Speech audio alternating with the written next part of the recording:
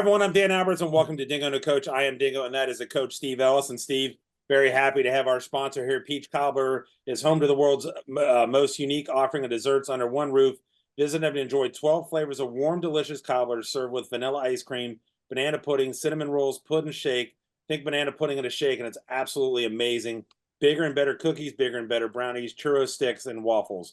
Wash your food down with their made-in-house sweet peach tea or cold rush brew coffee. The Peach Cobbler Factory also catering to meet any party needs. The Peach Cobbler Factory has two convenient locations, one in the Anderson Town Center left of Kroger and one in Hyde Park on 3646 Edwards Road to the left of Penn Station. At both locations, the dining rooms are open every day from noon until 10, and late night delivery for you, Steve, until at least midnight is available every day through DoorDash, Grubhub, and Uber Eats. Both locations are owned and operated by local residents. Peach Cobbler Factory is a proud supporter of this podcast, the Forest Hill School District, and the Anderson Township community. So thank you to Peach Cobbler in Anderson Township for supporting us this. And Steve. And the number one fan, the number one critic that lives in your house, Zane. Yeah, my stepson Zane is a critic. He does the food critics for them. He does all their food tests and everything. So good to have him a part of this. But Steve, our next guest, Jeff Essig, is a guy that I've known just for coaching with Evan Dreyer. I know he follows us during the playoffs if he's not playing, and I watch him and just to have it. He's had a great career at Bethel Tate. I'm excited to get into not only that, but Bethel Tate and the community and football in general. Well, I mean, obviously he's had a great run. I've seen his record, and they've made it to the playoffs, and he's been around it for a while, so he knows the community. But I mean, what a great job he has done and only continue to do. I mean, with what he has, at Bethel Tate. I mean, I can't wait I want to ask him about some of the tricks that he has that he motivates these guys to play. Yeah, absolutely. Because obviously some of the rosters aren't as big as, some of the schools that we obviously see here at Anderson. But as we said, joining us is Jeff Essig. And Jeff, thanks for joining us here. And we know everything's crazy. Last day of school today. So, but it's thanks again for taking the time to join us. Yeah, thanks for having me on. I love talking about our kids and our program. So this is awesome for us. Yeah, it's going to be great. So let's just take us back. Let's go back to where you grew up. Not sure if you're here from the Cincinnati area or not, but kind of fill in everybody and how you got to Bethel Tate. Sure, yeah. I grew up in Massillon, which Jackson High School, so Massillon Jackson. The Polar Bears, not the Tigers. But we have a pretty good football tradition. We're pretty good in baseball too. So, something to still be proud of. Everybody up there still watches what we're doing too, so that makes me feel good. One of my DB's coaches when I was in high school was the athletic director, so he was real high on watching how we were doing. So that was awesome. A pretty good feeling. Awesome. But yeah, so went to high school, Massillon Jackson, graduated from there, moved on to Bowling Green, where I graduated with my education degree, 1 through 8, and actually went back to Jackson and was a behavior interventionist, kind of a glorified aide for a few years there. And then the Canton City School District had laid off about 93 teachers that had 4 years experience or less. So kind of flooded the job market then when I was looking for my teaching job. So my wife, currently, currently is my wife. At the time, she was my girlfriend, my fiance. Always been a Reds fan, and we would always make trips down to Cincinnati for a Red series. And on one of those weekends, we saw there was going to be a job fair for teachers. So made sure I packed everything I needed, my suit and my resumes, and printed all those off, and ended up going before we went to the game and put my resumes all out. Met with Bethel Tate, who actually their principal at the middle school was representing their school there. So when I dropped my resume off, he looked, saw where I was from. He's actually from that area also, Massillon Perry, which is kind of a rival, not as big as North Canton is for us, but it's still a rival. So it was cool to see him kind of talk football and talk our area where we grew up. And he asked me, was I serious about coming down and relocating and doing all of that? And I said, I need to talk to my fiance and see what she says, but I'm sure we're all in on that. And so went out, got ready to go to the game. We talked about it. and she was all for it. She loves it down here. It was the best decision we've ever made. And that was about going on 21 years now of that. We got married in 2003. We moved down here in that same summer and never looked back. So, we're so happy to be in this area, in the Cincinnati area. I love it. It's so much fun. There's so much to do. And we had my son just graduated from Bethel Tate last night. So, he's a Cincinnati kid at heart now. He's a Skyline guy, loves it. Took me a little bit to get used to it, but I like it now. My wife loves it even more. So we're fitting right in and just feel right at home. It doesn't seem like it's been 20 years, but it has. So that's crazy. That's a happy to be great down story. here. Well, it's crazy, Jeff. Just thinking, what if you had not gone to that job fair? I mean, what if there was another school there, Lachlan or somewhere around in the city? I mean, how much of a different path it would have been for you? Yeah, I mean, I think about that all the time. I'm thinking about retiring from teaching in 10 years. It seems like a long way away, but I've just experienced 20 of it, and yeah. But I do. I reflect on that, and I reflect on that with my family. My wife and we talk about that all the time. What if I would have never met her? Because I met her when I came home after college. I came back to the Canton area, and that's where I met her. She's actually from Canton South. So, very similar school to Bethel Tate, a small school. I came from a very big school, one of the biggest, if not the biggest in Stark County. So, it was very, you think about that and you're just like, I can't believe that all these things has fallen into place to be where we are today. Yeah. Wow. Well, all right. So let's go back to where you're at right now and how it all started, to the teaching and obviously the coaching part of it. When you're growing up in Massillon, what sports did you play? When did you start to think about coaching? But what sports did you play growing up first? I started with baseball. I think as anybody does up there, at a young age, t-ball.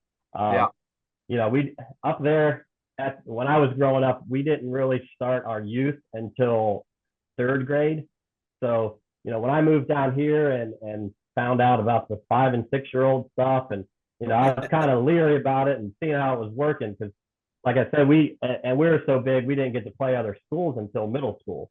Yeah. And we didn't do a 7th grade team. You were an 8th grader playing on the middle school team, and if you were good enough as a 7th grader, then you got asked to play. If not, then you were in the youth league where we played against each other. We didn't play against other schools. It was an in-house youth league, and we had a good probably 6-8 teams that we had out of our district.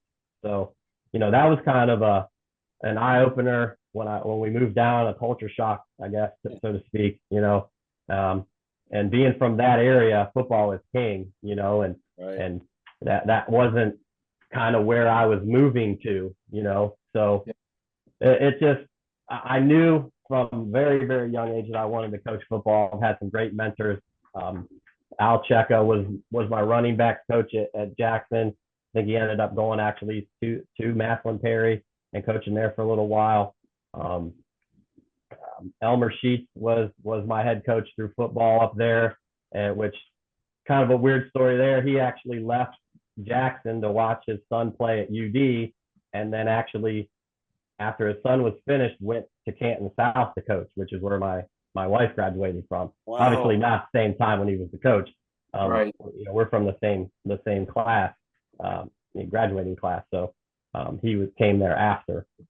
So, I've just had some great mentors, and then getting into it and coaching and being around people like Evan Dreyer and just having some great mentors that have helped me with that. And so when you're in high school when you're in high school at Jackson, it was baseball and football for you?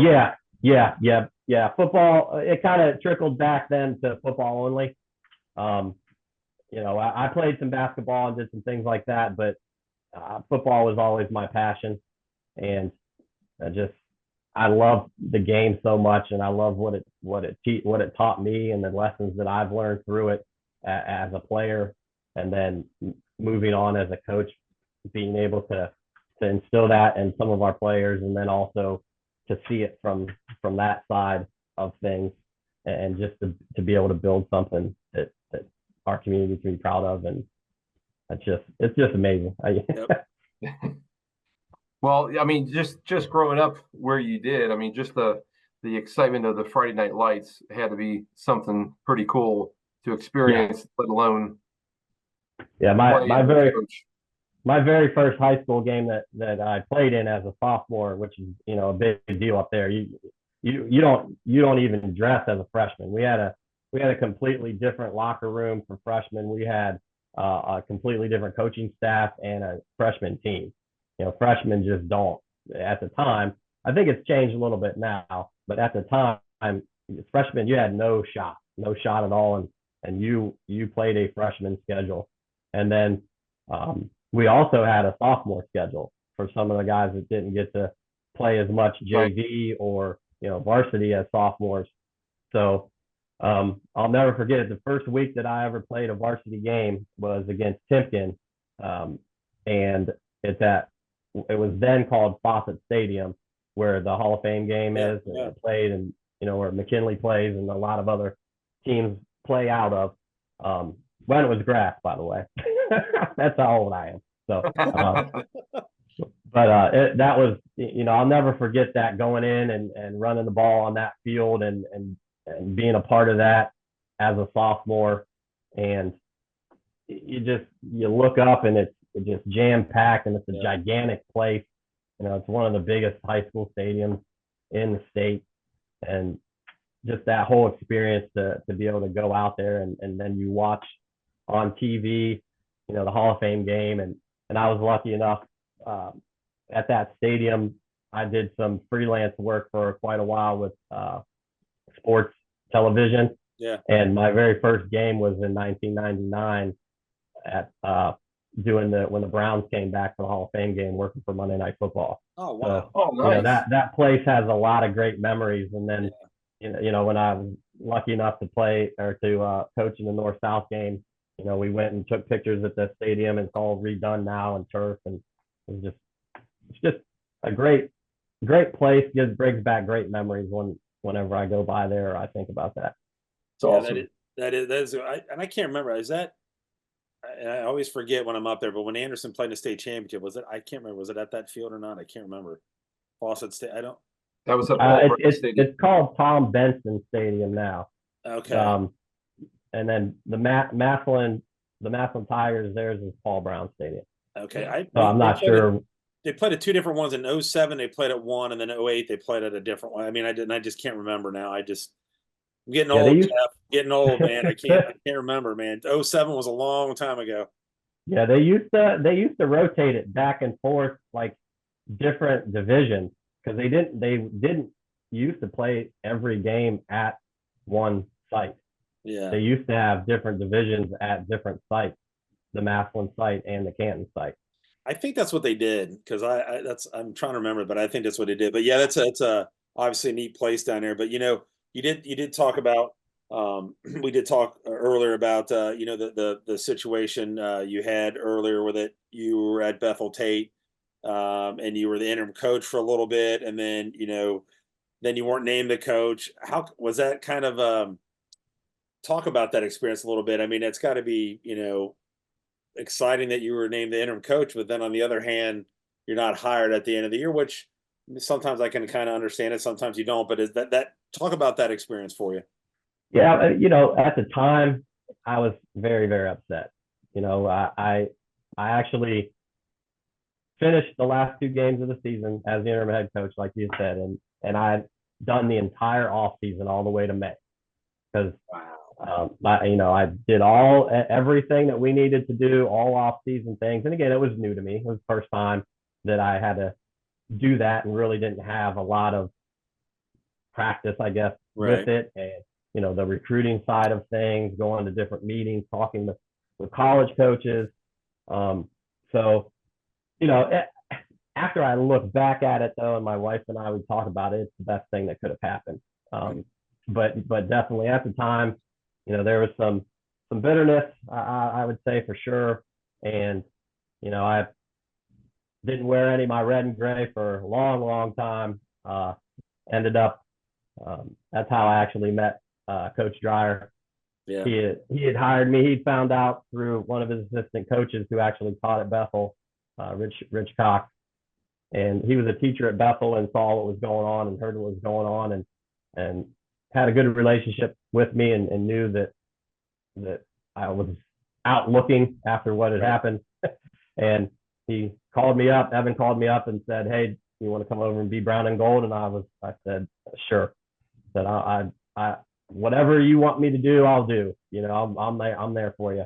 I just want an opportunity to try and learn and get better and do some things. And that was, again, looking back on it now, that was one of the best things that ever happened. So when you went onto the staff, what position or what did you coach for him? When he first hired me on, it was his second year at Western Brown, and he hired me on as a safety coach. So I was actually on the defensive side of the ball to start out with Coach Dreyer on his staff. Worked with the safeties for a year, and then I think it was only that year. The following year, then it was wide receiver or running back. So I started working with running back, and then that progressed into kind of splitting the offense and working through that kind of together and building some things and some ideas. Then I think it was 3 years before I left to go back to Bethel, I ended up being the offensive coordinator for him because he moved over to the defensive side of the ball, if you can believe that. No, I don't. Yeah. I don't believe that at all. He ended up calling the defense, and then, you know, that I felt very proud that he would trust me. I mean, you guys have been around him long enough to know that's a prize jewel, definitely for him. And for him to allow me to become the play caller for that really meant a lot to me, and I didn't want to let him down. And, you know, we had some fantastic seasons over there at Western Brown. So that lasted for, like I said, I think 3 years after I was named offensive coordinator. He came back over to the offensive side the following year, I believe, and then we really worked together on that for the rest of my time there. He ended up, as you know, leaving there for Oak Hills, and I stayed on. They asked me to stay on. They assured me I would be the quote unquote head coach of the offense. So that worked out pretty well until the last week 10, and some things went on, and I knew I wasn't going to come back. And at the time, Bethel had just made the playoffs for the first time ever, and their whole staff was going to be leaving. And the AD at the time, Matt Koenig from Bethel, had approached me and said, "Hey, would you be interested in coming back?" And I said, "Well, I don't know. You know, I need to talk to my wife about that." Yeah. You know, I don't know how she feels, but there's a new superintendent, a new board president, like a whole new administration shift at that level. So after I talked it over with my wife and understanding, my son had gone. I've taught at Bethel my entire teaching career for the past 20 years, and my son at the time, I think, was a 6th grader or a 5th grader. So, you know, I didn't want to miss any of that, and I knew that there was some great classes coming up. So we took it on, and, you know, and still there after going on year 9 now as the head coach. That is crazy. That is so when you're coaching with Evan, I just got to ask, I mean, because, you know, we know what he does and putting up points, and we always talk about how he doesn't punt and everything. But I mean, what are some of the things that you took away from Evan? Because obviously he's successful and a great coach. Yeah, just how he runs his program, just the behind the scenes things that a lot of people don't get to see. You know, from the way that his work ethic that he's kind of also instilled in me. He knew sooner or later that I wanted to be a head coach, and that was where I wanted to go. And he helped me achieve that, obviously, with the Bethel Tate job. But while I was his assistant, he was, I don't to use the word, I guess, grooming me to be a head coach. So he would have me go and give me jobs, so to speak, in the off season where you need to go talk to this school, and you need to he was giving me ideas on what to ask, how to ask, and just started making me do things that I was not, I guess, at the time, not comfortable doing. Right. And it was like, this is what it takes. This is how it has to be. So, and offensively, we've shared a lot. We meet with each other quite often. I consider him a great friend, and anytime I ever have any questions about anything, even non-football related, he's one of the first people that I call and I get his opinion on. So, just how he allowed me to grow and gave me responsibilities and trusted me with that. I'm forever grateful for him. Well, one thing I do have to ask though, real quick. Yeah. So did you take the non-punting thing with you to Bethel Tate? So do you not punt either? At first I did, but my very first hire was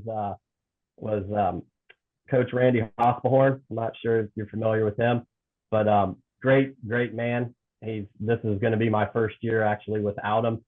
He had to retire, so he wasn't too happy with that, being a defensive coordinator and old school. He's going on, I think, 73 years old now. Yeah. So he's old school of the old school. So he wasn't too happy with that, and I kind of learned that, hey, maybe there is a time when this is going to help us. I always tell him, we're going to outscore them, so it doesn't matter what's going to happen. So, with punt or not. So after a few years of that, he just would give me this look, and I'm like, all right, I guess we'll punt this time. But he knew if we're close to our own 20, that I'm probably still going to go for it. But if we get inside the red zone, or the opposite red zone there, the negative, that we'll think through that. You also have to find somebody that can do it. You got to find someone that can also punt the ball. And sure. Sometimes when we did punt over the years, it backfired on us a few times. So, we'll punt. We punt more than he does. I'll tell you that. Yeah, I was going to say, there's no doubt about that. I give him so much. I give every golf outing we have the golf outing. His brothers that are at the golf outing they said they just love how because I'm pretty honest on air, and I'll tell him, like, you got to punt here. You got to punt here. And then he does it, and then I was like, oh, great call. That's the one. Yeah. So Jeff, it sounds like from your departure from Bethel the first time to coming back and being with Evan, it kind of groomed you to, you were ready to be a head coach when you came back. So there was no nerves. You were prepared and you were ready to hit the ground running. Yeah. I mean, I can't say enough about the things that he's shown me and the things that he shared with me. I felt real confident then, leaving. I wasn't actually leaving him, obviously, because he had already been at Oak Hills, and then after that year he was at Anderson. So his first year at Anderson was my first year at Bethel. So that was kind of a thing too. We were kind of having a little friendly competition. That first year we both did okay, and then in 2017 I had a 10-0 team, and his 2017 team was pretty darn good too. Yeah. And we were just seeing who was going to be his first one to lose, and it ended up being us in the playoffs. But but yeah, he definitely is a big mentor of mine, and I'm forever grateful for the things that he's done and shown and shared with me. Yeah, so let's get into the Ashley community of Bethel Tate.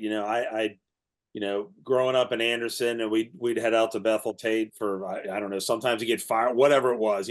Back then Bethel Tate probably was not as a big a community as it is now. I remember the school being on the main drag there on 125, and then I think they've moved it. So talk a little bit about the Bethel Tate community, and just in the short time that you've been there, what it's like and how it's grown and what it's like on Friday night. Yeah, it's changed, but not changed. Like I said, I've been teaching there now for 20 years. So we've kind of, and my wife actually works at a dentist office right in the middle of town. So, our roots, we're set. We're set. We've been set. So they've really accepted us. The community has. And that first time around, I made a lot of friends and a lot of people that supported what we were trying to do. And then when I left, that also kind of upset the community a little bit. And so when I returned, there was a lot of people that really supported us, and I guess, to use the word, cash checks. They backed up what they said. If you ever come back, we're going to support what you do. So, that's been a big bonus. One of the things I've always prided myself on since our program's been started is I have personal donors that will give each one of our athletes enough money that we have to give shorts and t-shirts to every kid free of charge. Awesome. So wow. that's big, because again, being from up north and football is king, that was at Jackson, you never had to want for anything. It was everything. We had 2 and 3 sets of spirit wear. Just that's part of being part of the program. So when I first took over in my first year, that was something that I made sure was something that we're going to do, and that's something that we've really prided ourselves on. So it kind of goes along with one of Evan Dreyer's philosophies too. With you got to look first class, you got to be first class, and that's really what I wanted to instill there, because you guys know the history. It was not a great place for football. It was not known for really anything, and they're very, very prideful. That community has a lot of pride, and I just, like I said, we've been there now for about 20 years, and they've accepted us, and we've, I am a Bethel Tate person, Bethel Tate community member, so to speak, even though we live just right down the road in Amelia. But they've been very accepting of us ever since the beginning, and there's some great people there. There's some great support. I always say it every time I can talk about our community. We're one of the best small towns in Ohio, in my opinion. You don't see it in a lot of places. You go right down 125 through the main part of town. For instance, this week it said, congratulations, class of 2024, and there's a big banner going across the 125.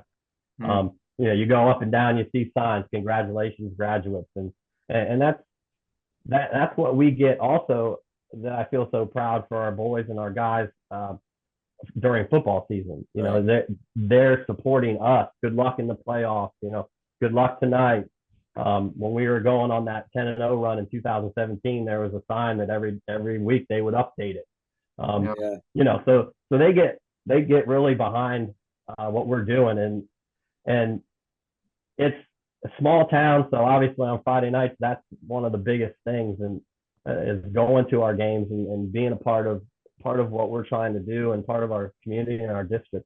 But I even experienced it last night at graduation for our 2024 class, who my son's a part of, and they talked about that, the salutatory and the valedictorian. They both talked about that in their speeches about football, and the experiences that it does for the community. So, it's just a great place to be a part of, and there's so much support. And I know that if I ever need something, there's people that will help and provide that for us, because we also have a $250 pay to play. And, that's a big issue for some of our kids, especially when a lot of them are going to go and work and practice and have a life. So, there's some people out there too that will help us if I ever need that side of things also. So Yeah. just very blessed and very proud to be a part of that community for so long, and just the support that they give us. But you've obviously, I mean, just by your success, but just being there in the building and living in the school district, I mean, you've obviously touched a lot of people and you've really made an impact. And we've seen it, in other areas. Of course, Danny and I's, reference would be with Vince Sariano. But I mean, you obviously have made an impact within that community. And I'm sure, they're as happy as anybody, just the fact that, you came back and you proved them that what you can do and the success you've had, and you've got the whole town excited, and you need to feel pretty good about that. I mean, that says something about you. Yeah, but we've got to have great kids too to do what we do, and we've been lucky enough to have some very good talents come through. We had just had 3 all-state selections this past season. That's great. With some of our kids, and I was looking in our 8 years with our program coming through there with our staff, we've had 14 all-state kids, either honorable mentions all the way up to first team. And so, awesome. We've had some great kids come through, and I think our coaching staff does a great job of putting kids in successful spots. Yeah. I think back to my very first year in 2016 with a guy named Caleb Baston. He had to play tackle for us just because was a big body and an athletic body, fantastic basketball player too. And he ended up going into the Swassa All-Star game for representing our program, and they put him at tight end, and he ends up catching a few passes. So, that's just the type of kid that we have at Bethel, that we'll do anything for you, coach. We just want to play.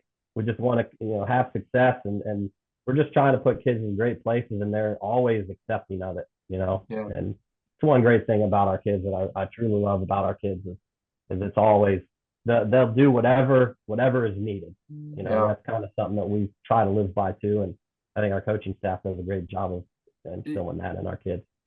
Well, you talk about the support you have from your coaching staff and obviously the community and the administration, but talk about, because Danny and I have the same conversation all the time. Talk about the support you have from home with your wife, and you are coaching, you got kids, and you're teaching, the long hours, and tell us about your wife and your kids and what their ages are and where they're at. Yeah, we have one son. His name's Jordan. He, like I said, he just graduated from Bethel Tate last night. Their ceremonies last night. He played a little bit as a freshman. Actually, has played in more playoff games than I have. Has won more playoff games than I have. So he likes to let me know that. There you go. Now that he thinks he's a man. So, but yeah, he was first team all league this past year. He was I think honorable mention for Cincinnati.com. And he's gotten a lot of awards and accolades, and he also is a bowler. He was our first ever district. Oh wow! District made district for bowling, which I think he gets that from me. That was actually my backup plan if I didn't get hired on as a teacher. At the time, I was going to be a pro bowler because I held 225 or better in 3 different leagues, and I was nice. I was really, like I said, struggling to find a true teaching job with all of the the flooding of the market. So, right. But yeah, so bowling's been a big part of our life too, and I was glad that he decided to step away from basketball and take the bowling on, and he was very successful with that. Like I said, one of the best so far to go through Bethel is a bowler. So proud of him, definitely proud of him for that. He got a special letter from the state senate on that accomplishment. So that was pretty cool. Very cool. That's awesome. Yeah. And your wife? And my wife, she's originally also from Canton, as I am, Canton South. She is just tremendous support system of everything, anytime, anywhere. One of the things we do in our program is on every Monday night during the season, the seniors come over to my house for dinner. So, and that can range anywhere from 11 kids to, we had 6 one year. We had 18 1 year. So, and she comes home Monday after work and gets everything ready. And as soon as practice is done on Monday, we all get in our cars and drive out here, and we have a meal together. And then have a pretty decent man cave downstairs with 3 big screen TVs and Yes. 6 different gaming consoles. I'm a big gamer too. So, we got all the goods down there, some Papa shops and pool. So they love coming down and just hanging out. So, she just, the ability for her to do that, I know it weighs a lot on her. And then also these past 4 years to be a football mom, that was a whole different experience than the years before that. But I mean, she's fantastic. She is always in my corner. She's at every game, and like I said, the Mondays is big. And on Friday nights, she brings us our halftime snacks. We want to get our kids something salt and something sugary during halftime to get them ready to go back out there. So she brings those, buys those, brings them every week for us. That's awesome. Other countless stuff, that being a football spouse brings with it. So, very, very supportive. Always tells me what I need to do and how I need to do it. So keeps you in line. She still gives Dryer the business every once in a while when we're having conversations. So she's very, very strong individual, not afraid to speak her mind. So well, that's good. I love that. Hey, Jeff, you can tell her if she wants. You can give her my number and have her text me during our Anderson games. And if she wants me to say something to him after the game, I'll be more than happy to say something to him. That's not a problem. All right. She'd love that. She loves, like I said, she loves letting everybody know. Yeah. So let you know. Let's talk about, first of all, let's kind of get into your teams and what you coach and everything. So do you run the same kind of like the spread like Dryer does? Is it more? I mean, because obviously at Bethel you don't have the numbers like some of the other schools have, so you're kind of limited on some of that stuff. So kind of talk a little bit about offensively and defensively what you guys do. Yeah, offensively, I mean, obviously, like you said, you guys have a lot more different packages and things. We're kind of a year to year when it comes to kind of what we're going to package, but yeah, we're 3x2, 3x1, we're 2x2. Shotgun almost 100% of the time. Occasionally we'll get into like a 2-back set with a sniffer, an up back, whatever you want to call it.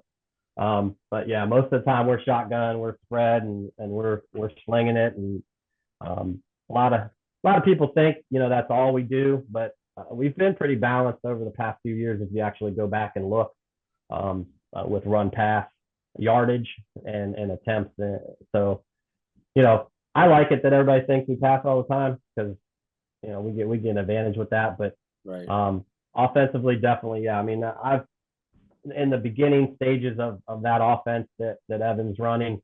Obviously, we've made some changes. He's made some different ones. I've made some different ones. But yeah, we those years that I was with him, we've kind of built that together and did some different things. So yeah, you'll see a lot of the same concepts. Maybe just run just a little bit different by myself or by him. But that's really where, like I said, that's where I learned a lot of what I've learned, and he forced me to go to different places and ask different questions and come back with some info.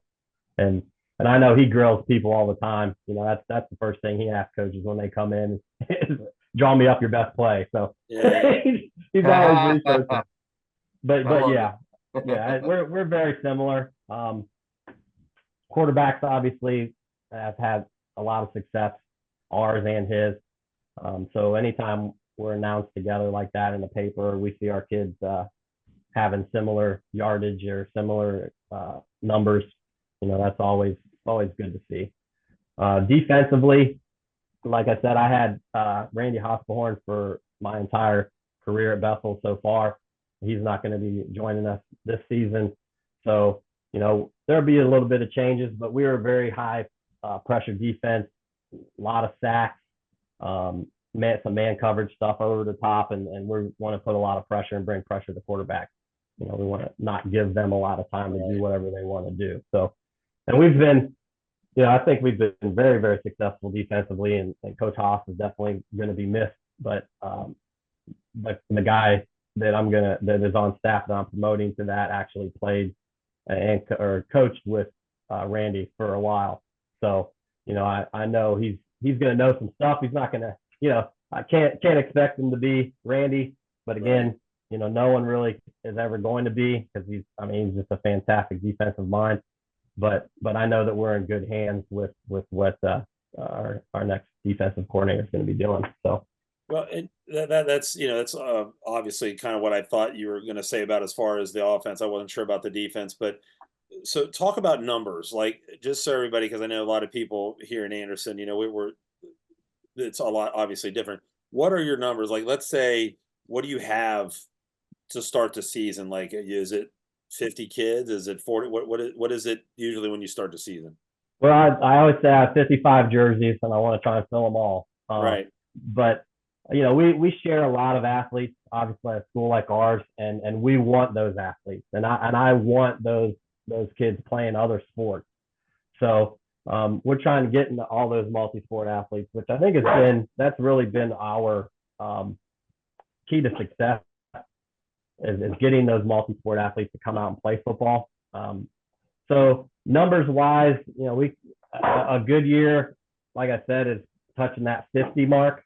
But we've had as low as 35, 38. Excuse me for a minute. That's all right. All right. We got dogs too, man. We know. Yeah, it's all good. Yeah, I got 4. So. Oh man. But yeah, we've done it. We've done it and been successful with smaller groups like that, 38, 35. But definitely most of our success has been when we can be 2 platoons. Right. And we try to do that anyway. We try to get as many kids playing, which I think, again, is another reason why we're getting a lot of those multi-sport athletes, because they know it's not going to be like it was 10 years ago in the wing tee, where you're going to hand it to one guy and never throw the ball to anybody else. And so, that really helped us build it at the beginning, because we're going to share the ball. We're going to spread the ball around to different people. But definitely, the more the merrier. And it's always a struggle to try and recruit your hallways, but I think I have it a little bit easier with me teaching at the middle school. Right. And they moved me to 8th grade this past school year. So, I can really talk up our program, and the kids see me every single day. And with us being a small school, the entire 8th grade is in one hallway. So I see every single 8th grader every day. Right. Which makes it great. So, yeah. Do you play many freshmen? Yes. Okay.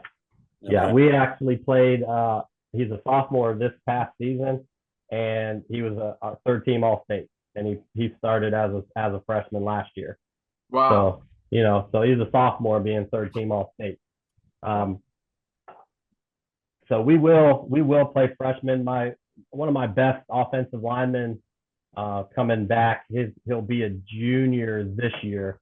He started as a freshman also, and last year as a sophomore, he also got some not player of the year, but league, 1st-team all league, and some other awards. Yeah. So our young kids, that's another thing too. They know they're going to get to play, and especially if you're good at that and you can help us, we're going to get you and find you a way to get on the field. So it's always a struggle, and we just got bumped back to Division 4 because of our boy enrollment. Oh wow. And and that's not, that it's not really reflective of what our team is going to be this upcoming season. And it's just kind of frustrating, because we're always on that bubble. We're either a really small 4 or a nice size 5. Yeah. And doesn't matter which division, because there's great teams in both divisions. We ran into Valley View last year in Division 5. So, in Division 4, we saw Clinton Massey a few years ago. So, it doesn't really matter the division in my opinion, but it's always great to have bigger numbers, for sure. Right. For sure. Yeah. Well, talk about some of the guys you got coming back, or talk a little bit about some of the kids that you have and what you're looking forward to this year.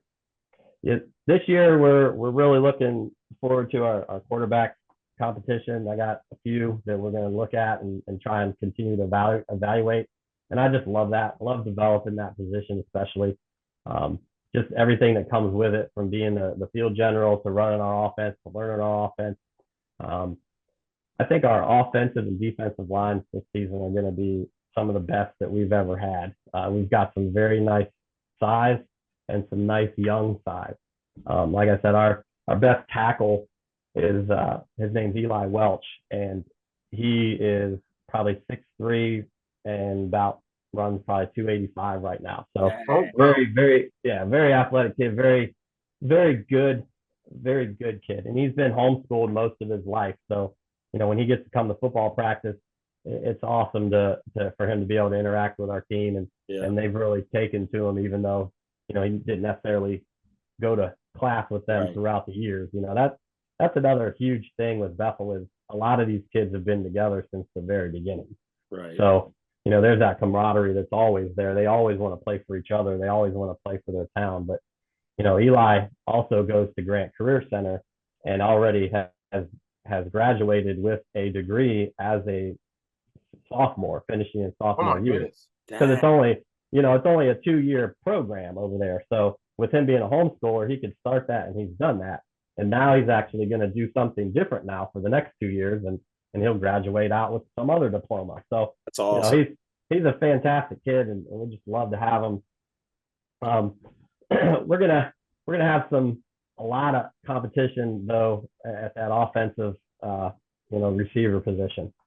So I'm really looking forward to that too. There's some returning guys that have played a lot, and then there's some that we're real excited to see if they can compete and get that chance. So great. We lost a very big senior group that was obviously very special to me, with it being my son's group, and it was a very large number. There's 17 of those guys. So wow. That's a big hit, but we've also have a very good sophomore group that played really well this past season, and a lot of these guys that were JV are going to be helping us at the varsity level this coming season. So yeah, there's going to be a lot of competition, but we don't expect things to change with the culture and the things that we've been doing. We just this is how it's been done. These guys have seen it done, and they don't want to make the guys that came before them upset, I guess, to use the word. Want to continue to make it something that they're proud of and something that they can continue to represent. Yeah. Who's in the league this year? Like, who's the top team? And I know you're obviously always up at the top, but who else is in the league to look out for?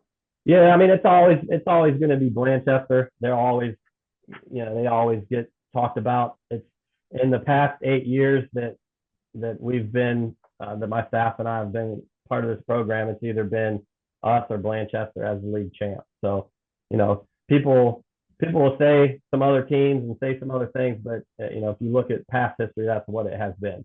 Obviously, with what Nick Ayers is doing over there at Williamsburg, they got fantastic facilities. He does a fantastic job over there. He's got a gigantic staff that has kind of been with him for a long time now. He's got some guys that have been with him since Glen Estee and the West Claremont days. So they're always going to be well coached, and they're always going to have great kids competing. So that's what it was last year. It was actually a 3-way tie. It was us, Blanchester, and Williamsburg, because we beat Williamsburg to finish out their chance at undefeated. Blanchester beat us, and then they beat Bland, I think is what it was. So, wow. So it was like a 3-way league tie, and then we got our redemption against Blanchester in round 1, and we won, I think, was like 30-something to 20-something. So that's great. We like to say that we've earned it then, since we've technically beat everybody. Yeah. That's how our kids feel. That's kind of what we told them last year. You don't need to worry about thinking it's a share. You went back in and got your redemption and did what you needed to do when it counted. So But yeah, it's always been us three. You know, C&E's always well coached too. With Coach Thompson, I think he does a heck of a job with very, very little. You know, you want to talk about size, they're smaller than we are. You know, and they'll roll out there with 22 kids and they'll compete. And they've given us some fits, you know, certain years. And then East Clinton, you know, you never know what you're going to get with them because of their size also. They've got great athletes. They do some things very well, but they just, the numbers thing I think really gets them because they're playing Ironman football most of the time, both C&E and East Clinton. And then when they have to play, you know, somebody like Williamsburg who has 60 whatever kids, and Blanchester that has, you know, about the same, and then with us, you know, we're happy when we reach that 40 mark, that 45 mark. It's just, I think it makes it tough for those guys, but both those teams, they do a heck of a job, you know, C&E and East Clinton, to continue to fight and continue to battle. It's always a great game between any of our league opponents. Yeah, I tell you what, Jeff, if we didn't do those Anderson games, I would love to come to Bethel Tate to be at one of those games. Steve and I love, you know, stuff like that. And but we got a Thursday night C&E game if you want to come out. Might have to do that then. They have to do their pumpkin run stuff. So we're nice enough every year to play them on a Thursday when it's our turn, our week to play. So it makes it for a interesting week, but you know, our opponents get to come watch us live and in color too, which isn't so good. But yeah, we might have to do that. Yeah. This Thursday, I'm not sure the exact date offhand, but it's later on in the back half of our season because it's league play. So yeah, well, we'll definitely try to do that. So, you know, we always, you know, try to, you know, wrap some things up that we do with, you know, some of our guests that we've had on before. But give me something. I probably should have prepped you for this a little bit more, but give me something like one of your favorite memories as a coach. Is there any particular season or any game or a player or anything that has happened that sticks out to you? Well, you know, selfishly as a dad, I'd have to say the best memory was watching my son play and watching him. I'll never forget it, and it's kind of a bad story, but I'll tell it anyway. We were playing Batavia his sophomore year, and that was I can't remember what year it was for. Was it Coach Schneider? Or Schmidt. Schmidt, yeah, Coach Schmidt. It was one of his years. I can't remember which year it was, but it was my son's sophomore year, and we're playing, and it's just a bad game. He did the whole no punt thing. I think he had some kids that were hurt, and we had 2 pick sixes from our defensive ends. We had a punt return for a touchdown, and like our offense really only scored 3 times, and one of them was at the end of the game. My son's in at quarterback as a sophomore, and I just told him we're just running inside zone, just to hand it off. I know you know what you're doing. Just hand it off. You don't need to show anything, you know, and let everybody know. So he ends up he's given, and then he reads it correctly like he's supposed to. So I'm not supposed to get mad, but I got mad. He pulls it, and he goes 20 yards for a touchdown and makes the score 82-0. Oh. And I'm like, Jordan, man, you know, I'm just yelling at him and screaming at him. I'm like, why did you do that? I said, that's not what we're trying to do here. And he comes off, he's like, I just wanted you to know that I know how to run this position and I know how to read this offense. And I'm like, what? He goes, yeah. He goes, I just wanted you to know that I know what I'm doing and I want you to be happy and proud. And I go, oh my God. I said, we'll have a discussion after this game, but I said, you can't do that, bud. Oh, wow. So that was, you know, that's probably one of the best memories when it comes to like the father-son, but definitely the best memory as not being a dad and the coach thing is from when we ended up going 10-0, and we went to Fayetteville to finish it off, and on the way back, with me being kind of a Western Brown guy for a little while, we got a lot of connections over there still too, and we ended up stopping off at Butterbees and had a big party at the Mount Orr Butterbees. Yes. And, Wow. so that was Nice. awesome. The buses pulled off. We all got off the bus, and the mom groups at the time got us hats. So it was like the NCAA tournament where you get your hat that says 10-0 on it, and That's champs. awesome. And so that was that was great for our kids to have that experience. Just get off the bus, and they're we're going to Butterbees, boys, and they just get off there, and they're getting awesome. all these congratulations. The Western Brown families are in there too, because a lot of them, the teams and stuff, they'll go there after games too, and they were congratulating us, and it was just a great experience to see that and to be a part of that. That's awesome, Jeff. It's we know we've been trying to hook up for a while, but it's just been awesome that you take the time to do this. And we always have the obviously the bigger side with Anderson, but I've always loved the smaller schools and everything like that. We've had actually Nick Ayers on before too, and the communities and everywhere at the smaller schools are just phenomenal and amazing. And I know that the scores that I always try to watch, obviously the Anderson, I always watch to see what you do in Western Brown because of Osborne there, coaching over there and yeah, Nick's doing a great job. Love those guys. So it's we appreciate you taking time, especially when you just had your son graduate yesterday. So it's thanks for joining us, man. We really appreciate it. Yeah, I appreciate you guys giving us the opportunity to talk about our program and our kids.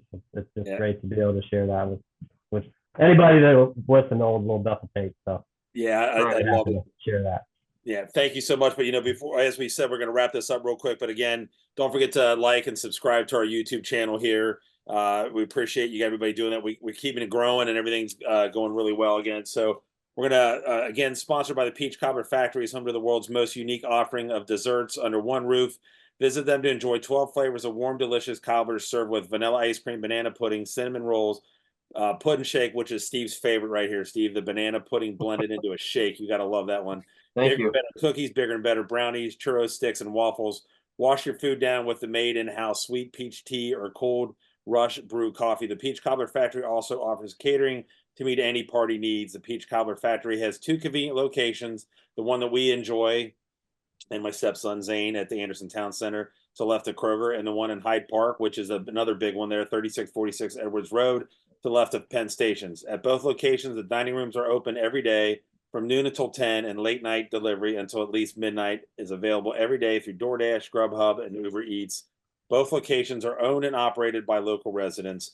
Peach Cobbler Factory is a proud sponsor of this podcast, the Forest Hill School District, and the Anderson Township community. So again, thank you to the Peach Cobbler for doing this. And if you guys, Jeff, you haven't been to Peach Cobbler, you got to go, man. It's we've been. We did the whole flight thing, where you get a whole bunch of them on a flight, and it is fantastic. It really is, man. We love it. My stepson does a review for him every week, and it's hard to try to stay on a diet when he brings all that crap home. It's like you see all that stuff, but it's good. But Jeff, Steve and I are going to be watching for you and looking for you, and hopefully you'll have another successful season. And we'll keep up with you. And we definitely we try to say your scores on our broadcast as much as we can. So good luck this year, man. We really appreciate you joining us.